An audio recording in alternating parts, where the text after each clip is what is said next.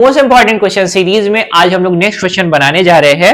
जो आज मैंने क्वेश्चन सेलेक्ट किया है that is from sample paper. Latest जो सैंपल पेपर है सीबीएसई का, उसी से मैंने सेलेक्ट किया है and that question number is 33, यानी 5 मार्क का ये क्वेश्चन है।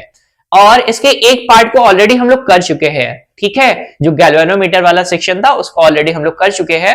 तो 33 का ये सेकेंड पार्ट है और इसमें भी 2 पार्ट दिए गए हैं। जो टॉपिक मैंने सेलेक्ट किया है क्वेश्चन के लिए दैट टॉपिक इज ट्रांसफार्मर। इसके साथ साथ इसमें एलसीआर सर्किट भी इंक्लूडेड है। सीरीज एलसीआर जो पढ़ते हैं ना, वो भी इंक्लूड है।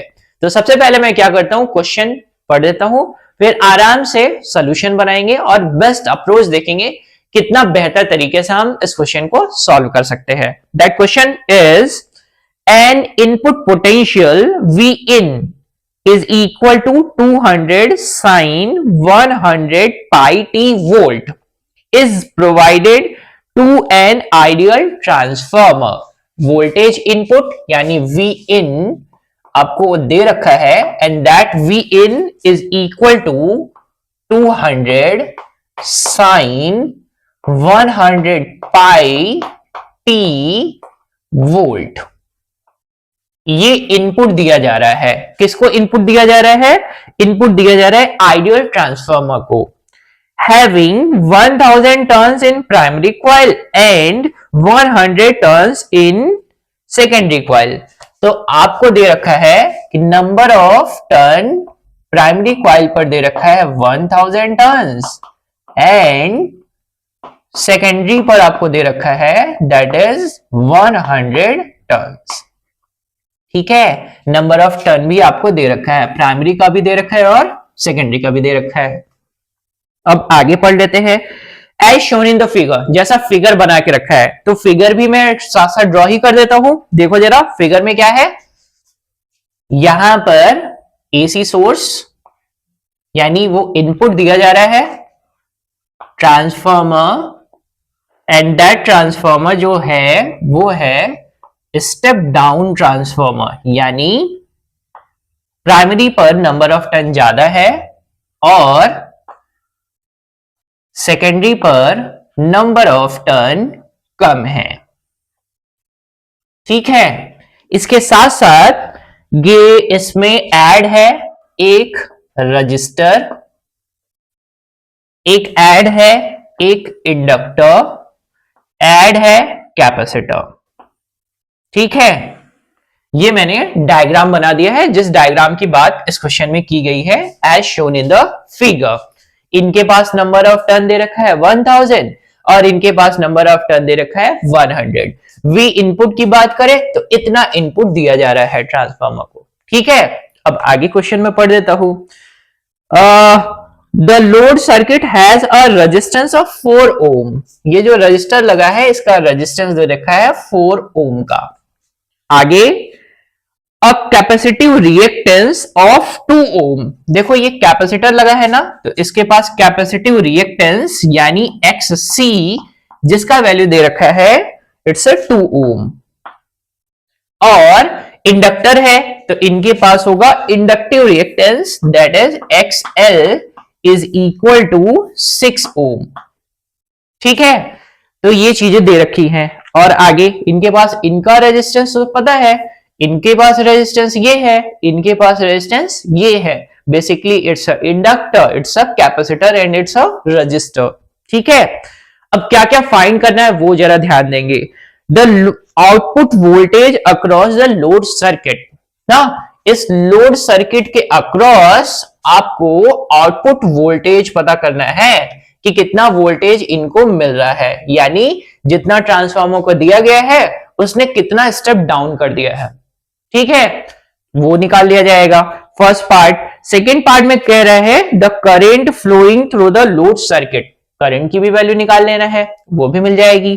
फिर लास्ट में बोल रहे हैं the power supply to the load circuit by the transformer, कितना पावर सप्लाई कर रहा है उसकी भी बात कर लेंगे। ठीक है, इसके बी सेक्शन की बात इस पोर्शन को खत्म करने के बाद बी सेक्शन की बात करेंगे। ठीक है, तो अब फटाफट क्वेश्चन को सॉल्व करने की बारी आ जाती है, तो हम लोग सॉल्व करना शुरू करते हैं फॉर द फर्स्ट पार्ट। ठीक है, फर्स्ट पार्ट में मुझे निकालना है आउटपुट वोल्टेज या आउटपुट पोटेंशियल। कैसे मिलेगा? अब देखो जरा, इनपुट तो ये है, आउटपुट कैसे मिलेगा? तो सबसे पहली बात कि हमें बहुत अच्छे तरीके से पता है transformer ratio.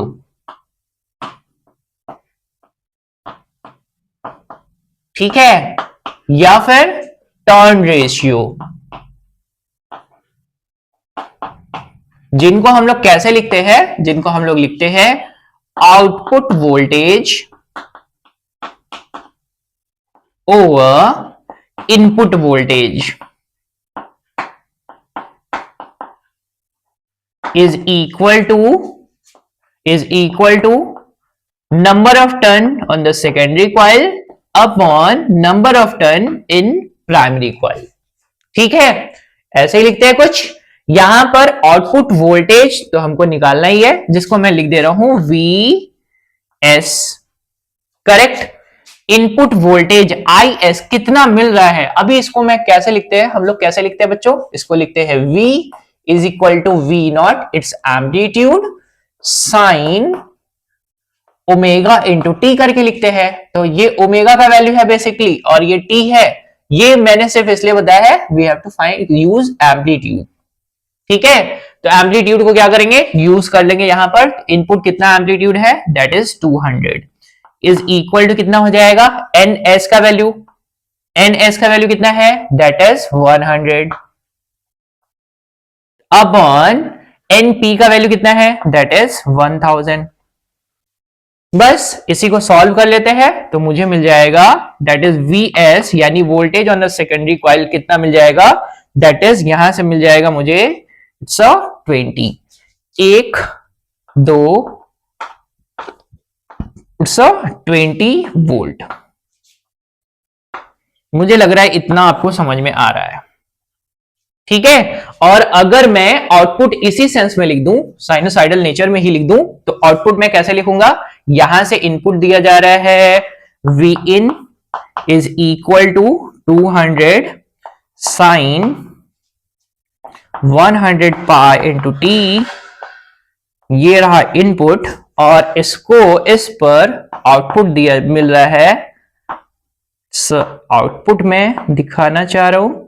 So output is V output is equal to 20 sin 100 pi into t। ठीक है, ये हो गया आपका आउटपुट। तो फर्स्ट पार्ट हम लोग कवर कर चुके हैं। व्हाट इज द लोड, ठीक है ना, what is the output voltage across the load circuit, इनके अक्रॉस कितना वोल्टेज आपको मिल रहा है? That is 20 sin 100 pi into t, correct. This is your first answer. ठीक है, तो आंसर मैंने यहां पर ही लिख दिया है यहां के बजाय, तो आप ये देख सकते हैं प्रॉपरली। अब हम लोग करने जा रहे हैं इसका सेकेंड पार्ट। ठीक है, सेकेंड पार्ट में इस पूरे स्पेस में करूंगा बच्चों। तो सेकेंड पार्ट देखते हैं क्या क्या सॉल्व करना है, वो देख लेते हैं। सेकेंड पार्ट में कह रहा है the current flowing the load circuit, जो भी करंट फ्लो हो रही है ना, वो हमको फाइंड करके बताइए जरा। तो कैसे फाइंड किया जाएगा? करंट फाइंड करने के लिए तो सिंपल सा रूल हम जानते हैं, LCR सर्किट अरेंजमेंट है। तो हम कैसे निकाल सकते हैं करंट को? तो करंट को हम ऐसे निकाल सकते हैं, that is current, that is amplitude of current is equal to amplitude of voltage over net resistance. ये मैंने Z लिखा है, जिसको बोलते हैं इंपीडेंस ऑफ द सर्किट यानी नेट रेजिस्टेंस। और कैसे लिखते हैं बच्चों? तो Z का फॉर्मूला आपको बहुत अच्छे तरीके से पता है, Z is represented as impedance and इसका फॉर्मूला होता है R square plus XL minus XC का होल स्क्वायर। बच्चों मैंने यहां पर XL माइनस XC ही क्यों किया है? क्योंकि यहां पर ये देखो जरा, इंडक्टिव रिएक्टेंस का वैल्यू ज्यादा है, यानी दिस इज इंडक्टिव LCR। तो मैंने XL माइनस XC कर दिया है। तो Z का वैल्यू यहां से फाइंड कर लेते हैं। तो कितना आ जाएगा देखो जरा, यहां पर R का स्क्वायर, R इज 4 4 4 जा 16 प्लस यहां पर है दैट इज XL यानी 6 माइनस यहां पर एक्स सी यानी 2, इनका कर देते हैं स्क्वायर। तो यहां से कितना मिल जाएगा, ये रहा 16, और यहां से मिल जाएगा दैट इज 4 4 जा 16। ठीक है, तो आपको मिल जाएगा स्क्वायर रूट ऑफ 32। ठीक है, कोई गड़बड़ तो नहीं करेंगे ना। तो अगर इनको और सॉल्व करना है तो हम लोग इनको कैसे लिख सकते हैं, इनको और सॉल्व करके लिख सकते हैं। तो लिख सकते हैं कुछ बाहर कर लेते हैं, यानी 2 को हम लोग बाहर कर लेते हैं या 4 को बाहर कर लेते हैं। 4 4 जा 16 कर लेते हैं, 4 रूट 2 कर देते हैं, सब 4 रूट 2। ठीक है, ये आ गया है ओम। z का वैल्यू यहां पे रख देते हैं, we not already we have, already कितना हमारे पास है, दैट इज मेरे पास है that is 20 over that is 4 root of 2। तो मुझे यहां से कितना मिल जाएगा, that is 5 over root 2 ampere. ठीक है, ये मुझे मिल गया है करंट का वैल्यू, करंट का एम्पलीट्यूड मिला है। और करंट का वैल्यू कैसे फाइंड करेंगे, साइनोसॉइडल नेचर में कैसे लिखते हैं हम लोग, एलसीआर के लिए लिखते हैं I is equal to I not sine omega t plus 5। ठीक है, अब मुझे किसकी वैल्यू चाहिए थी, I नॉट तो हम ऑलरेडी फाइंड कर चुके हैं 5 over root 2, omega t same रहेगा 100 पाई इंटू टी। 5 फाइंड करना है बच्चों, तो 5 कैसे फाइंड होगा, तो 5 फाइंड करने के लिए मैं यहां पर लिख रहा हूं या फिर एक काम कर देता हूं, कुछ इरेज करता हूं। ठीक है, तो मैं कुछ इरेज कर देता हूं, यहां से कुछ चीजें मैं यहां से इरेज कर रहा हूं।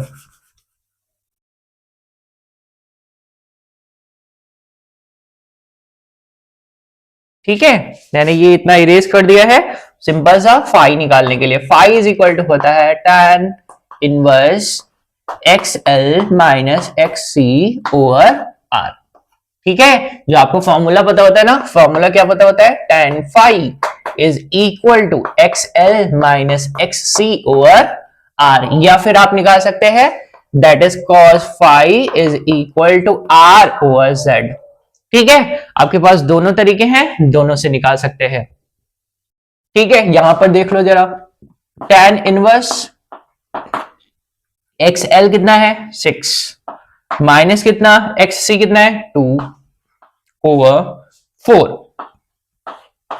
कितना हो जाएगा tan इनवर्स 1। इट मींस कितने डिग्री का वैल्यू है, इट्स पाई ओवर 4।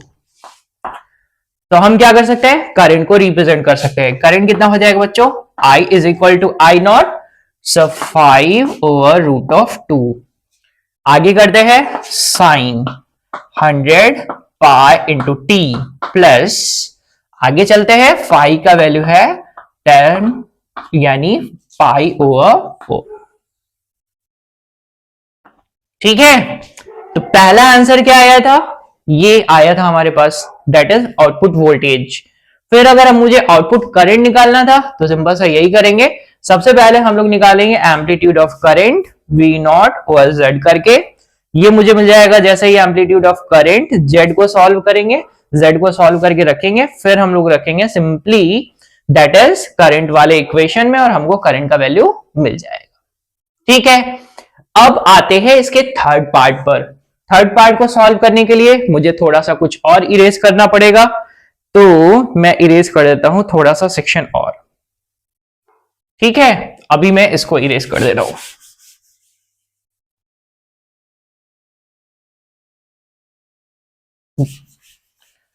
अब एलसीआर सीरीज एलसीआर के लिए हम लोगों ने ना पावर आउटपुट निकाला था, किसी को याद है, that is output power is equal to V not into I not over 2 cos of phi, that is power factor. सभी वैल्यूज को रख देंगे। V नॉट कितना है, V नॉट हमको मिला था इट्स 20, I नॉट कितना है इट्स 5 ओवर रूट ऑफ 2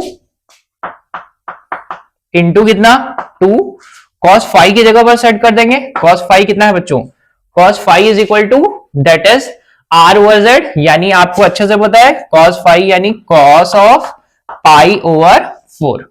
ठीक है, जो ऑलरेडी हम लोग फाइंड कर चुके हैं। इसी में वैल्यूज रख देने वाले हैं, दैट्स 50 इंटू 5 ओवर 2 इंटू कर देने वाले हैं, ये हो जाएगा √2 और इसका √2 मिलकर 2, तो बन जाएगा कितना, इट्स 2 जा 4 एंड इट्स 5, आंसर आ जाएगा दैट इज 25 वॉट।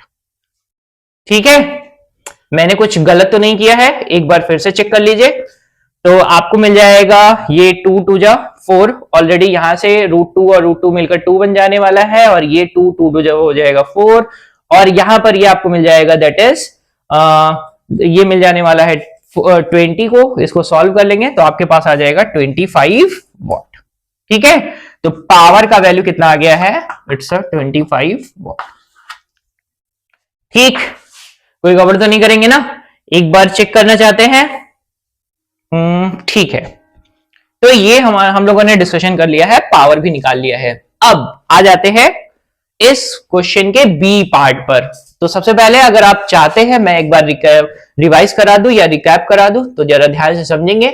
सबसे पहले आपको एक ट्रांसफार्मर दे रखा था, ट्रांसफार्मर आइडियल ट्रांसफार्मर के लिए बोल रहा है कि इनपुट इतना दे रहे हैं और आउटपुट निकाल कर बताइए, तो आउटपुट निकाल लिया गया है इस लोड रजिस्टर, लोड के अक्रॉस, लोड सर्किट के अक्रॉस। ठीक है, जैसे ही मुझे लोड मिल गया है, फिर इन्होंने कहा कि भाई अब करंट निकाल कर बताइए, तो सबसे पहले एम्पलीट्यूड ऑफ करंट, और फिर हम लोगों ने करंट निकाल लिया है। फिर उन्होंने कहा भाई पावर भी अब बताइए, तो पावर के लिए सिंपल सा फॉर्मूला जो हमें पता है उस फॉर्मूले को यूज कर लिया है हमने। ठीक है, पावर जैसे ही आ गया, अब आज करते हैं इसका next part. Next part is state the working principle of transformer. तो ट्रांसफॉर्मर का वर्किंग प्रिंसिपल आप सभी को पता है, that based on principle of mutual induction. ठीक है ना, किस पर बेस्ड है ये, प्रिंसिपल ऑफ म्यूचुअल इंडक्शन, जो हम लोगों ने इलेक्ट्रोमैग्नेटिक इंडक्शन पढ़ा था। इलेक्ट्रोमैग्नेटिक इंडक्शन में क्या पढ़ा था, बताइए जरा। इलेक्ट्रोमैग्नेटिक इंडक्शन में क्या पढ़ा था, that is change in magnetic flux produces N EMF. अब म्यूचुअल इंडक्शन में क्या करते हैं, एक कॉइल में अगर करंट फ्लो करा रहे हैं जिसकी वजह से क्या प्रोड्यूस होगा, दैट इज आपको मिलने वाला है EMF in the second coil. ठीक है ना, जैसे आपको प्राइमरी कॉइल में अगर आप करंट फ्लो कराओगे तो आपको सेकेंडरी में आउटपुट मिलेगा। ठीक है, तो that is principle of mutual induction. एक और चीज कही जा रही है, कहा ये जा रहे हैं कि explain how it is a key component in the transfer of electric power over long distance. अब जरा ध्यान से समझिए, हमारे पास ट्रांसफार्मर जो होते हैं बेसिकली वो होते हैं 2 टाइप के। ठीक है, first is of step up and second is of step down. जरा बोर्ड पर देखो, स्टेप अप है या step down, it's a step down transformer. ठीक है, ये आमतौर पर स्टेप डाउन ट्रांसफार्मर आपके घर के अगल बगल आपको दिखाई देते हैं, जहां पर हम क्या करते हैं, जहां पर हाई पोटेंशियल को लो पोटेंशियल में कन्वर्ट करते हैं। ठीक, एक चीज, जहां पर हमारा पावर प्लांट होता है वहां से हम लोग जब एक जगह से दूसरी जगह लॉन्ग डिस्टेंस पर ट्रेवल कराते हैं, इस बात का ध्यान रखते हैं कि जो हमारा रजिस्टिव लॉस है वो कम हो जाए। तो कम करने के लिए क्या करेंगे, वोल्टेज को बढ़ा देंगे। वोल्टेज अगर बढ़ेगा तो करंट क्या हो जाएगी, कम हो जाएगी। तो हमारा जो रजिस्टिव लॉस है वो रजिस्टिव लॉस वो मिनिमाइज हो जाएगा। तो लॉन्ग डिस्टेंस में ट्रेवल करने में क्या रहेगी, आसानी हो जाएगी। ठीक है, तो बच्चों मैंने ये डिस्कशन कर दिया है और मैंने क्वेश्चन भी समझाया आपको। अगर फिर भी कुछ डाउट रहेगा तो वो मुझे जरूर बताएंगे। ठीक है, आई होप कि आपको ये डिस्कशन अच्छी तरीके से समझ में आया है। थैंक यू बच्चों।